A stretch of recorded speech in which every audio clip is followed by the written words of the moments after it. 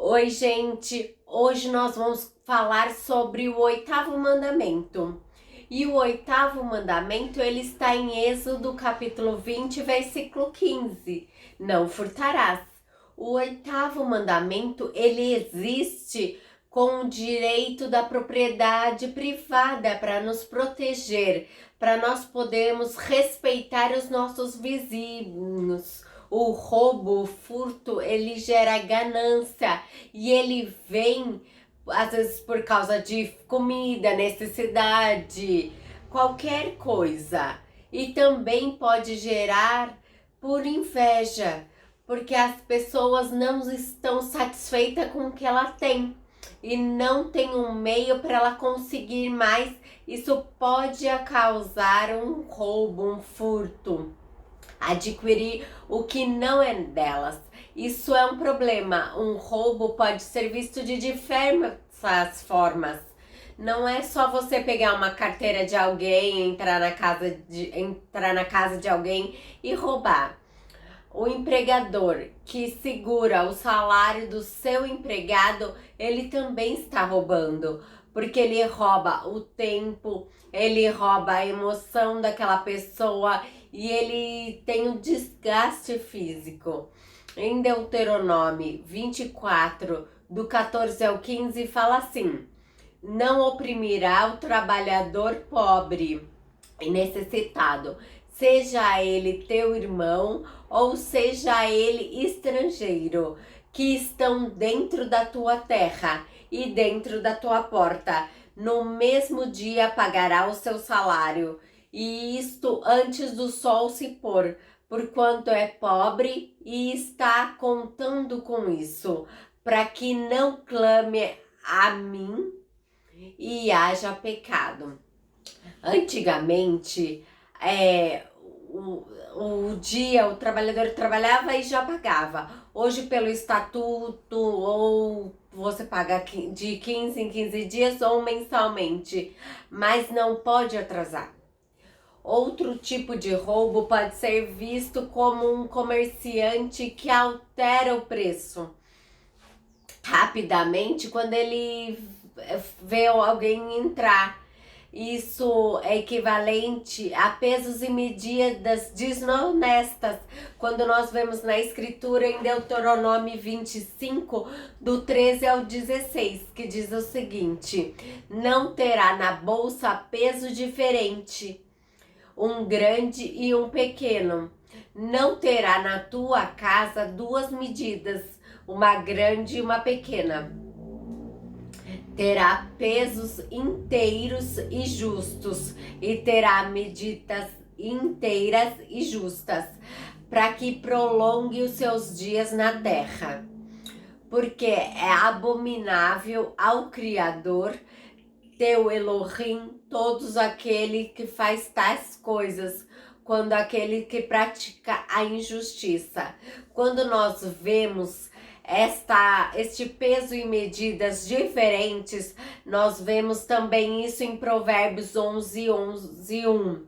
A balança enganosa é a abominação para o pai, mas o peso justo é o teu prazer.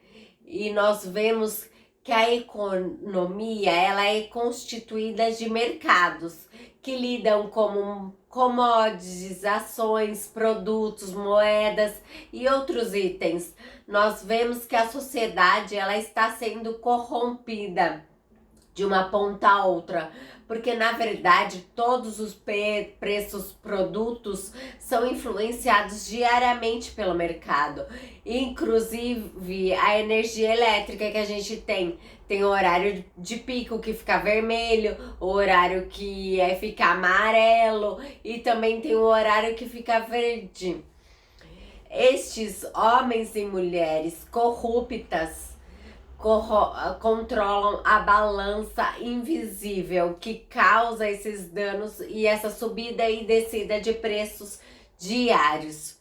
Iguais os aviões. Quando você compra passagem antecipada, você vai pagar um valor menor. Quando você compra na hora, você vai pagar um valor maior. Você acha que quando você pede um Uber ou um táxi ou qualquer um assim, se você chegar, ele chegar na sua casa e falar assim pra você, você está com pressa? Você vai falar assim, nossa, eu tenho que ir no meu trabalho, senão eu vou chegar atrasada. Aí ele fala, não, esse preço não é mais essa quantidade, vai dobrar. É a mesma coisa, porque quanto o taxista, quanto o avião, eles vão fazer o mesmo caminho. Não é justo que eles tenham tanto alterações nos valores. O nosso pai, ele odeia essa injustiça, essa desonestidade. Essas pessoas acabam controlando o público continuamente para manter as aparências, para eles conseguirem adquirir fortunas sobre as nossas nações. Isso acontece porque você rouba e trapaça toda vez. Em Miqueias, capítulo 6, de 10 a 12, diz o seguinte: porventura ainda há tesouro de malignidade na casa do ímpio? E a medida e o padrão de medir falsificados que é maldito? Poderia eu inocentar aqueles que têm balanças adulteradas e fraudadas? E uma bolsa de peso enganosa? Porque os ricos que vivem entre vós estão cheios de violência. Nós entendemos que os mandamentos, eles estão grudados, atados uns aos outros. A quebra do 8º mandamento, quebra deste mandamento de não roubarás, ele pode gerar a quebra de outros mandamentos para encobrir os pecados, para não você não roubar, você vai fazendo outro. Em João 10:10, o ladrão não vem senão para roubar, matar e destruir. E eu vim para que tenham vida e vida em abundância. Nós temos também um exemplo do Messias, que ele estava numa cruz com 2 ladrões. Em Mateus 27:38, os 2 ladrões foram crucificados com ele, um à sua direita e um à sua esquerda. A palavra grega usada para ladrão é lestes, que está no Strong 3027. Isso significa ladrão que rouba a céus abertos. E tipicamente usam violências. Eles fazem saques, eles roubam. E eles sempre geram violências. O clefse quer dizer ladrão que rouba em segredo. O Strong é 28112, que também está na descrição, nas escrituras, é o ladrão que rouba sem ninguém ver. Ele rouba uma galinha no escuro, ele passa a mão de uma carteira quando alguém não está vendo. Que surgiu a cleptomania, que é um ladrão que aparece silenciosamente. O pai usou essas 2 palavras porque eles já sabiam dos falsos ensinos que vão vir depois dele. Então João 10:8 fala: todos que vieram antes de mim são ladrões e salteadores, mas as ovelhas não os ouve.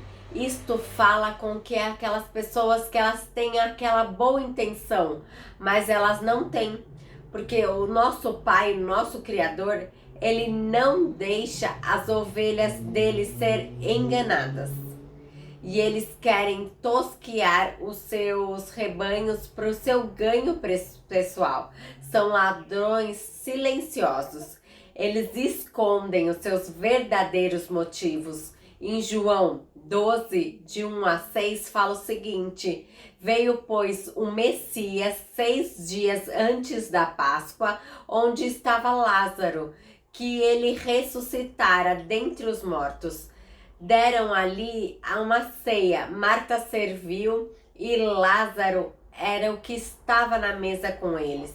Então Maria tomou 1 libra de bálsamo de nardo puro, de grande preço, ungiu os pés do Messias e o enxugou com seus próprios cabelos, e encheu-se a casa do cheiro e do barro.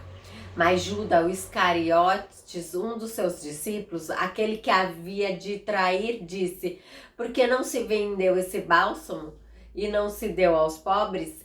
E ele disse isso não porque ele tinha intimidade com os pobres, mas sim porque ele era ladrão e ele tinha a bolsa, então ele subtraria o que estava na bolsa do Messias. Judas, ele queria cuidar do dinheiro, ele só via o dinheiro e ele acabava tirando do que recebia. Então eu dei aqui alguns exemplos de roubo. Amanhã nós falaremos mais sobre esse assunto. Dê um like, se inscreva no canal. Até!